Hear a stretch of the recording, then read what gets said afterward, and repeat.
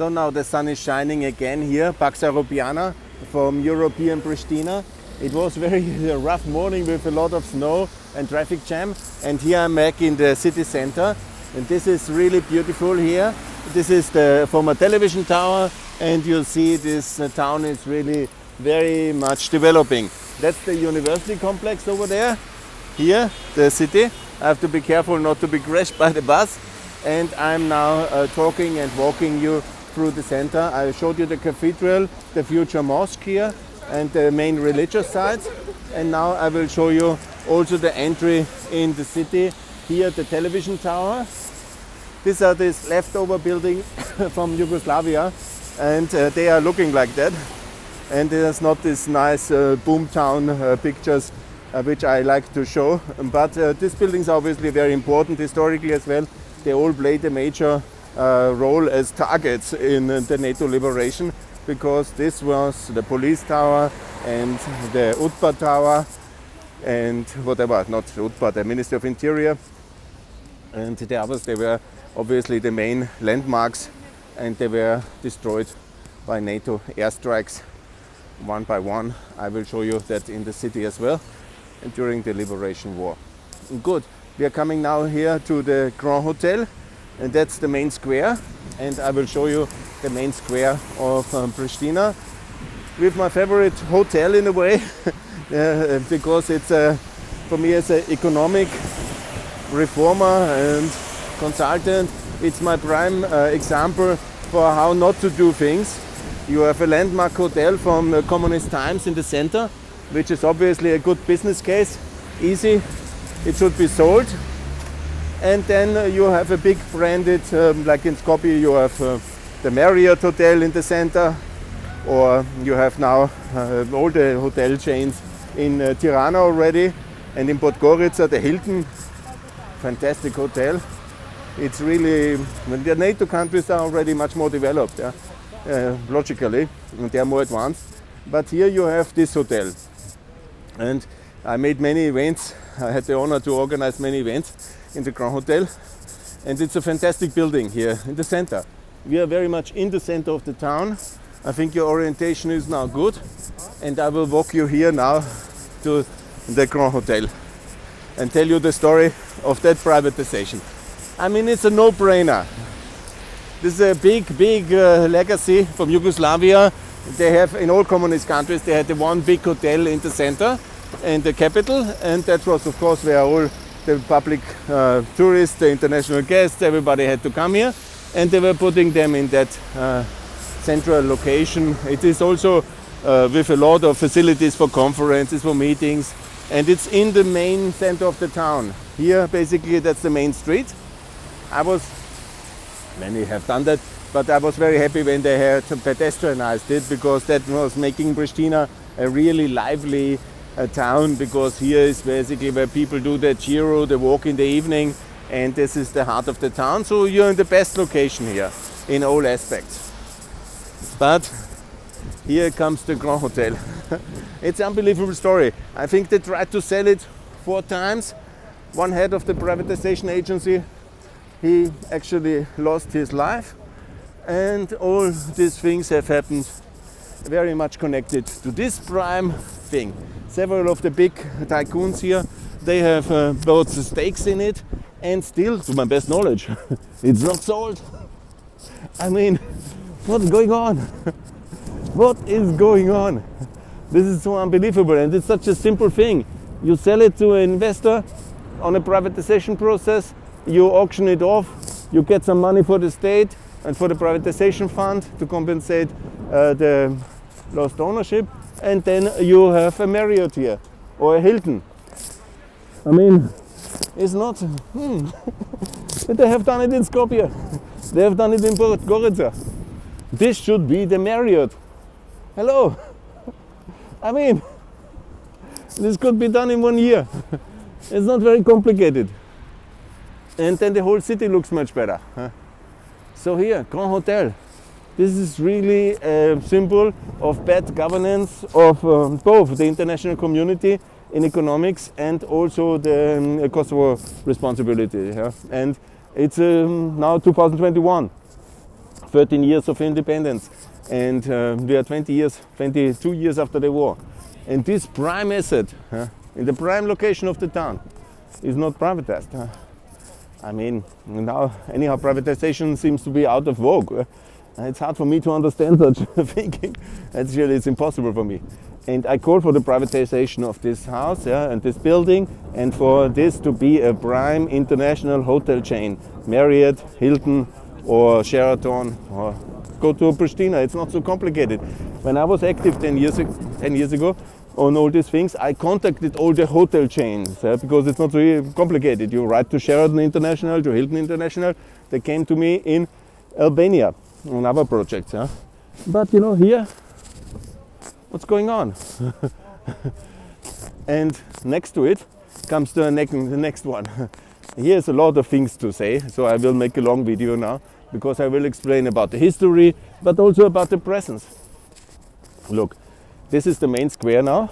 It's very beautiful, and here's always the beer festival, a lot of events, and here's also some farmers market in order to bring the farmers to the market. That's also very good. And here is, of course, the seat of international power in the past. This is the UNMIK headquarters. The present usage, I'm not totally sure, but obviously, first of all, UNMIK shouldn't be in Kosovo anymore. We don't need, of course, the UN should have an agency here. That's a very good idea. I was always for that. But you know that the UN is still having a mission here. I cannot understand that. And this building, obviously, should either be a government facility, partly it is probably already, I'm not sure, 100% sure, or also a hotel. I'm also very much against big government facilities in city centers. Look, this should be a prime hotel. Give it to, this is here, then the Sheraton, and this is the Marriott. The future could be like this. It's not only government facilities in the center. This must be privatized, put to usage. In Vienna, we have now about 20 five-star hotels, and most of them came, or even more, they came just recently in the last 10, 15 years. And of course, I know it's complicated and it's not Vienna here, but why to have this kind of facilities with government buildings? They can be outside. Put them in the south. Or there's one already. That's one of the main government facilities. I made a nice video the last time. You saw that already. But this is actually how the city center should be developed. And now when there is a new mayor, I hope that there will be some reasonable development here, because here should be five-star hotels. So here we are in the city center, and that's Mr. Rugova. I showed you already. That's, for example, that was the Ministry of Energy. It's still, I think, but they have changed the use. But at the prime center, you don't need big governmental institutions, but the parliament. Okay, the parliament, the prime minister, yes, but the rest outside. The city must prosper. And it's not public jobs, it's private jobs which are the future of the city center. So that's very important. And now let me come to the two of the main heroes here, which I have, of course, here. I will show you President Rugova, the president and father of independence, who has declared the first republic in 91. And again, this is very important to understand when you look at the history of Kosovo. It was a big strategic mistake of the international community not to recognize Kosovo together with Macedonia, because the two countries are connected. It was a major strategic mistake. In September, 8th of September 91, it was Macedonia declaring independence and Kosovo on the 22nd of September, just 2 weeks later. But Kosovo was not recognized, only by Albania. And here, this is such bad policies, which we always do because we have no idea of history, of the facts, and then we believe the propaganda of big powers. It's the same with Russia, it's the same with Serbia. They have dominated the narrative in Western Europe, and then we somehow believe that. Mostly the left, actually. That's another thing. But he was a great hero, and he was a center right-wing politician. He was a man of peace. I admire him very much. Respect him. So I come here now. Also, this square has a lot of monuments. I cannot tell you all of them, and I'm also not very good in all of this history. I have made the plan to publish a podcast for history, but I leave this for Shkumbin Prestovci, my friend, because he knows even much more. This is Sahir Paya City. This is one of the famous UCK heroes.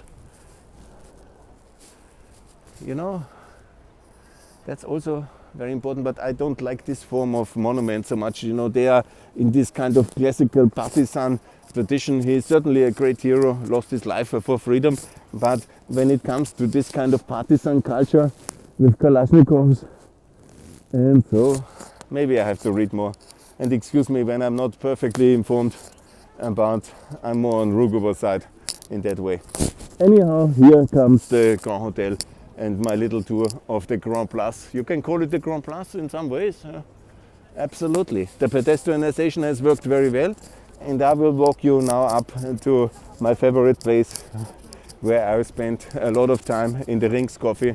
I will take another coffee and then walk you up to the city, up to the institutions, the parliament and the presidency, and we'll walk and talk you through this beautiful city and that beautiful day. Here on the 30th of November, the sun is shining again and I like it very much, and it's absolutely beautiful here, and I will show you how it works. It was actually a lot of traffic here. Yeah? This was a main street, and imagine what they did. They simply made a pedestrian street out of it. And isn't it fantastic? The sun is shining, people walk up and down. There is this positive European atmosphere here now in the city, and that's really good. It was a good decision to pedestrianize, and I actually hope that the new mayor will continue to pedestrianize the whole center. The whole center of the town needs to be pedestrianized. We don't need cars in central Pristina, only on the ring road. And I hope there will be some decency in that way, and I'm optimistic. He won quite close, but he is an architect of international standing, and I hope that there will be decency now in terms of city development, because I was relatively disappointed by the prior mayor, who claimed to be a great reformer but was not, and was more interested in short-term benefits than long-term development. And here, this is a tragedy, obviously. Let's see how the momentum will be in the new constellation. Good. This is the Ministry of Culture. It's one of the central locations here at the main street. I call the central locations should be turned into hotels. So the future of this building must be a 5-star hotel, maybe 4-star. And it's not that I'm talking bullshit here, because when you walk up there, you see it's already happening. There are 5-star hotels in this town. Not my price level, I don't use them, but such a building, Ministry of Culture, is a complete waste. You can build a new building outside on the periphery, where you have some decent road access at the highway, and you put the civil servants there. Most of them are anyhow not coming from the central of Pristina, so they can move from the original places where they stay to the south or to the western highway or to the northern highway. And this must be a 5-star hotel. So we are now coming to the main institutions. This is very important up there. This was, I've seen it myself still, this was the tower of the Yugoslavian military police, the MUP, the Interior Ministry, and it was hit very hard. When the NATO strikes came, this was only a skeleton. It was only a skeleton, and a symbol of the suppression of the Serbian Interior Ministry, which put this country under martial law for a decade, from the whole 90s, and they destroyed the civil infrastructure of this country with brutal military measures, and later it escalated into a terror regime. And that was the reason why we intervened, Mr. Borrell. And you know very well, Mr. Lajczak. It was nothing else than that. And that they are not recognizing it now, This is the rings. I will go back there. I will just show you in this first walk. I will show you a little bit, not only because here, that's my claim to fame on that one here. This is a 5-star hotel. It's happening. Huh? It's really very beautiful. This big businessman here, Mr. Baccioli, he invested, he built this. It's called Swiss Diamond Hotel. And so it's absolutely possible. So why is the Grand Hotel not a, here's the Grand Hotel. Why is that not a 5-star hotel? Why is the UNMIG building not the same? Why is the Cultural Ministry not the same? And you say there are not enough chains for that. Oh no, that's not true. Marriott, it's in Hilton, Sheraton, and we are done. 1, 2, 3. But the government must want that. And you say the plan. You invite them, make a government meeting, you say, I want you to be here, I want you to be here, I want you to be here. Here's the investor, here's the building permit, Sheraton, Hilton, and we are done. Oh, it's a bit windy here. I mean, this is the way it has to be done. I mean, no other way. Oh, here's a Christmas market. There was some construction work here. I cannot walk too long here. It's getting a bit cold for me. In the summer these videos are better because I'm not freezing so much. But now the sun is back. So here's the National Theatre here. Here's the former train station. And here's Skanderbeg, another public building which should be a hotel. Anyhow, this is Skanderbeg. This is the government building now, the seat of the Prime Minister. This is the Austrian railway station. Until here, the Austrian-Hungarian monarchy was able to build a railway station during our times. Yeah? Here's a video, very good. You know, just I repeat it. This is the former Austrian monarchy railway station in the occupation time 1915 to 1918. The Austrian monarchy was running this house for 3 years and they built this railway station. Today, of course, it's not possible to go by railway to Vienna, and this is what we have not achieved, for example. Here, the government building, again I told you the story, it was the headquarters of the Serb occupation authorities during the terror regime, and it was hit very hard as a result of it. And I call for Mr. Lajczak to resign, Mr. Borrell to appoint a mediator from Austria for the dialogue, somebody competent and somebody from a country who is recognized. And I have a very good proposal. Okay, good. We will see. Here in the back, this is the building of the European Union. Very important to see the close partnership here between the EU and Kosovo. Obviously, we have done a lot here and more to come. And here is the parliament and the presidency. For example, in this building I would really invest a bit more. It could be more prestigious. Yeah? But this is very good location. That's good for the center. Here's the Rugova Square. I will show you in a second. But that's very good for the presidency, for the parliament. Absolutely fantastic. This is how it should be. That square, fantastic. Mr. Rugova, the hero of freedom, European freedom and peace. A very special man for Europe. I think he would be very proud to have a monument here for him. And I'm happy to be here at this square at this moment of time. I will later have some meetings as well. Let's see what I can achieve. I'm just here very shortly. This is the old town and the history museum.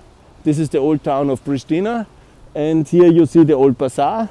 This is not so well developed. And you see the old bazaar in Skopje. Fantastic. This is the mosque is good, but the history museum is good. But the traffic situation is a disaster here, and there's a wonderful project to change it. I hope it will be done to remove the traffic and to make a tunnel and to make a pedestrian area continued and to really make it like in Skopje. The Skopje Old Bazaar is fantastic. I always go there. And this bazaar is a disaster. It's a slum. And I can also not understand that policy by the city development, but okay. Better times will be coming. Here again, the parliament, presidency, the government building, that's really very good. The Austrian railway station, yes, and in the EU, I'm sure there will be also a metro here, and let's make that a metro station and call it the Austrian metro station. And imagine how underdeveloped we are relatively to the 19th century, when in the 20th actually, when it was possible to build a railway until here, and today we are not having this kind of connection. And you really ask yourself if we are a capable actor as European Union or not. I don't think so. Man, in principle, yes, but when you see the neglect we do here in this region, and we always claim to do a lot, but in reality this is much too less in comparison what needs to be done, and so we fail, and so that needs to be changed. Anyhow, I call for NATO membership, and I'm sure I'll repeat my claim I made on Twitter. When Mr. Rugova would be still alive, he would have led this country already in NATO, absolutely, and it's time also to honor his legacy and to bring this country in NATO, in the European Union, and to make this very clear in the future that we speed it up. So I hope that President Biden will invite Kosovo, the Republic, to NATO in his first mandate, during his second mandate to join the European Union. This is the future, and we did it for Romania, we did it for Bulgaria, we can do it for Kosovo, we can also do it for our allies, faster actually, Albania, Montenegro and North Macedonia. And if we don't do it, we are fools. And for Bosnia and Serbia, we have to wait for development and for political changes there. For Bosnia, less, of course, we can do more if they decide for the West. And for Serbia, we wait another decade, if it's necessary, another century. If they don't want to be part of the free world, we don't join them. They definitely can join us, they should. But it's one package. It's called NATO, it's called EU, it's called the Euro, and it's called the free world. And please, if Serbia is not ready for it, then Kosovo, please much faster be welcomed and join all our institutions. And this is what we have to achieve in this decade. And to stop the discrimination of Kosovo in Europe, it's important. And that's what we should do. Okay, enough for now. I have to warm up again. It's not the summer. And I will go to the rings and then to the meetings and come back later. See you. All the best. Bye. Thanks a lot.